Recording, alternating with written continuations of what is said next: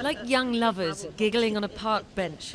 But for 51 years, Kim Eun-hae thought her husband was dead, missing in action during the Korean War. Then in August 2004, a telephone call came from China. I asked, "Are you really alive?" He answered, "Yes, I am alive." Then I asked if he knew so-and-so, and he did know them, and that's how I knew it was real. When they finally met, she didn't recognize him. He was so skinny, she says. He was wobbling in. I could only recognize his nose. I heard that they were starving in the north. I heard that they all worked in the coal mines. So that's why. Now there's plenty of food. Lunches 3 times a week for prisoners of war who've fled the north, funded by a South Korean businessman.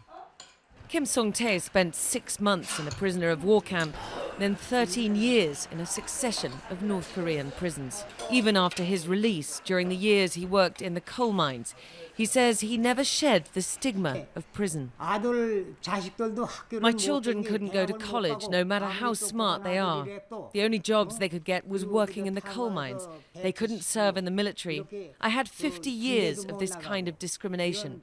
This is why the hatred runs in my bones. In 2001, he fled. A defector had told his brother in Seoul that he was still alive, and through a broker, they organized his escape across the Chinese border.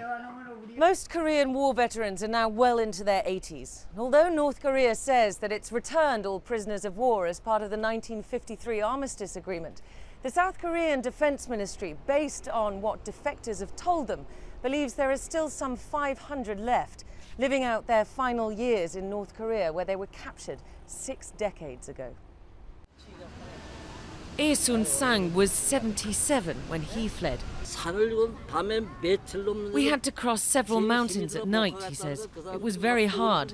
I told them I couldn't go on, so they pulled me and pushed me to continue, and finally we made it to China. He tells us he'd planned to go back to North Korea to bring money for his wife and family there. But then he was reunited with his first wife, Kim Eun-hae, who'd never remarried. He says now he's very happy. But what about your wife and family over there, she asks him. He laughs, perhaps nervously. You're my wife, he says. This the choice he made. Loyalties split by a divided Korea. Diana Magnay, CNN, Seoul.